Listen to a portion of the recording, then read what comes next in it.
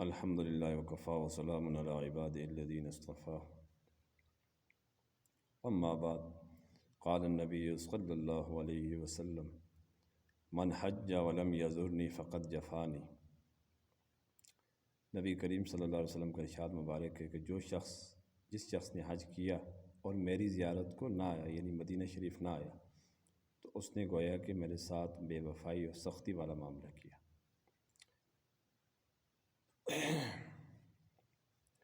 بس اس حدیث مبارکہ میں یہ بتایا گیا ہے، سب سے پہلے آپ ایک اور حدیث سنیں تاکہ وہ اس کے ساتھ جڑ جائے۔ مسجد حرام کے اندر ایک نماز پڑھنا باجماعت 1,00,000 نماز پڑھنے کے برابر ہے اپنے گاؤں میں، اپنے ملک میں، یعنی اتنا بڑا اجر و ثواب ہے۔ لیکن کچھ بد نصیب اور بدبخت لوگ ایسے ہیں جو حرم شریف میں بھی آ کر حرمین شریفین کے امام کے پیچھے نماز نہیں پڑھتے۔ بہرحال اپنا حج خراب کرنے والی بات ہے، اپنا عمرہ خراب کرنے والی بات ہے یہ۔ باقی حق اور سچ کا اور باطل کا یہ پتہ تو مرنے کے بعد چلے گا تنقید کرنے والوں کو۔ اللہ تعالیٰ ان کو ہدایت عطا فرمائے۔ مدینہ شریف بھی عمرہ کرنے کے بعد اور حج کرنے کے بعد حاضر ہونا چاہیے۔ اس حدیث میں تو یہ ناراضگی کا اظہار فرمایا گیا ہے۔ پھر اسی طرح مسجد نبوی شریف کی نماز کا جو ثواب ہے وہ ایک حدیث میں یہ آتا ہے کہ 1,000 نمازوں کے برابر ہے۔ مسجد نبوی شریف میں ایک نماز باجماعت پڑھنا 1,000 نمازوں کے برابر ہے۔ لیکن ایک حدیث یہ بھی ہے جو بہت مستند ہے کہ مسجد نبوی شریف میں آپ صلی اللہ علیہ وسلم نے ارشاد فرمایا کہ ایک نماز پڑھنا 50,000 نمازوں کے برابر ہے۔ اور پھر مسجد اقصیٰ سے متعلق ارشاد فرمایا کہ وہاں پر نماز پڑھنا، ایک نماز پڑھنا 25,000 نماز پڑھنے کے برابر ہے، یعنی ثواب دیا جائے گا۔ تو اس لیے حجاج کرام کو اور عمرہ کرنے والے حضرات کو مسجد حرام کی نمازوں کا مکمل طور پر خیال رکھنا چاہیے، اپنے اعمال نامہ کے اندر صحیح طریقے سے درج کروانا چاہیے، غیر حاضر کسی نماز میں نہیں ہونا چاہیے۔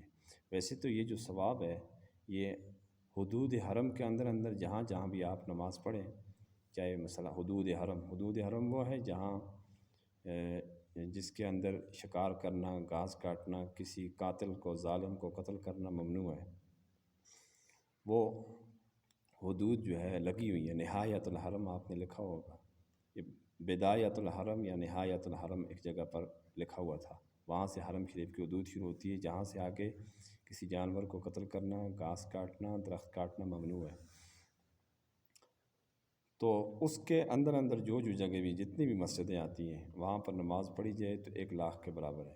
اسی طرح اب مدینہ شریف جو ہے، مدینہ شریف اس میں بھی حاضری کو یقینی بنانا چاہیے، عمرہ کرنے والوں کو بھی اور حج کرنے والوں کو بھی۔ اس حدیث میں ناراضگی کا اظہار فرمایا ہے، اور ایک حدیث میں آپ صلی اللہ علیہ وسلم نے یہ ارشاد فرمایا ہے من زار قبری بعد مماتی فکأنما زارنی فی حیاتی۔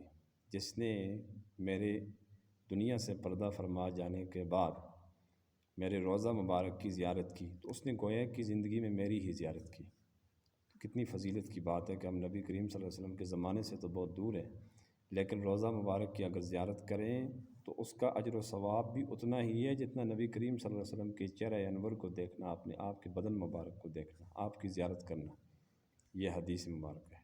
پھر اسی طرح آپ صلی اللہ علیہ وسلم نے ایک حدیث میں یہ بھی ارشاد فرمایا کہ جو لوگ اپنے گھر میں، اپنے ملک میں درود شریف پڑھتے ہیں اپنی جگہ پر، یعنی وہ مدینہ شریف سے جو دور رہ رہے ہیں، روضہ مبارک سے خیر دور رہ رہے ہیں جو لوگ، تو فرشتے جا کر بتاتے ہیں کہ آپ کے فلاں امتی نے آپ کے لیے اصحال ثواب کیا ہے، دعا کی ہے، درود شریف پڑھا ہے۔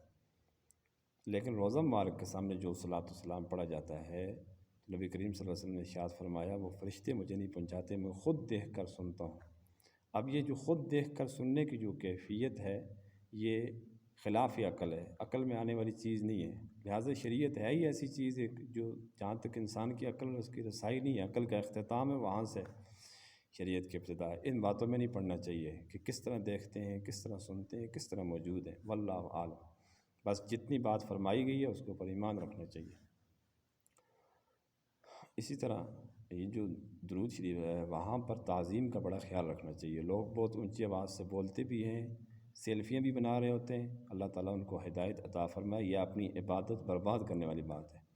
حرم مکی کے اندر بھی اسی طرح حرم مدنی کے اندر بھی اور مسجد نبوی شریف کے اندر بھی باہر بھی یہ تمام مقدس جگہ ہیں.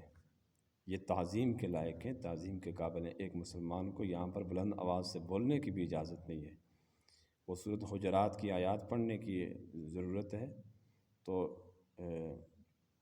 عرض کرنے کا یہ مطلب ہے کہ وہاں جوتی بھی لوگ زور سے پھینکتے ہیں، سیلفیاں بھی بنا رہے ہوتے ہیں، مکمل طور پر توجہ اور دھیان کے ساتھ درود شریف نہیں پڑھتے، صلاۃ و سلام نہیں پڑھتے. یہ ادب کے خلاف ہے. کیا پتہ ہماری اس بے ادبی کی وجہ سے ہم کس چیز سے محروم ہو جائیں، زندگی بھر محروم ہو جائیں، دوبارہ آنے کی توفیق نہ مل سکے. اس لیے میری گزارش ہے کہ اس سے کوئی ترقی نہیں ہوتی. یہ اپنی عبادت کو برباد کرنے والی بات ہے سراسر. کہ حرم مکی کے اندر، مکہ کے مضافات اور مکہ کی زیارات کے اندر، مدینہ شریف کی زیارات کے اندر لوگ اپنی سیلفیاں بنا رہے ہوتے ہیں. بھائی ایک چیز پہلے ہی حرام ہے، اس میں کچھ رخصتیں کسی مجبوری کی بنا پر دے دی گئی ہیں.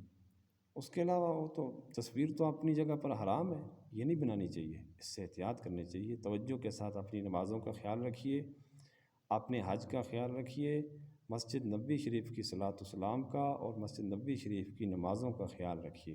اللہ تعالی ہم سب کو ان باتوں پہ عمل پیرا ہونے کی توفیق عطا فرمائے. وآخر دعوانا ان الحمد للہ رب العالمین.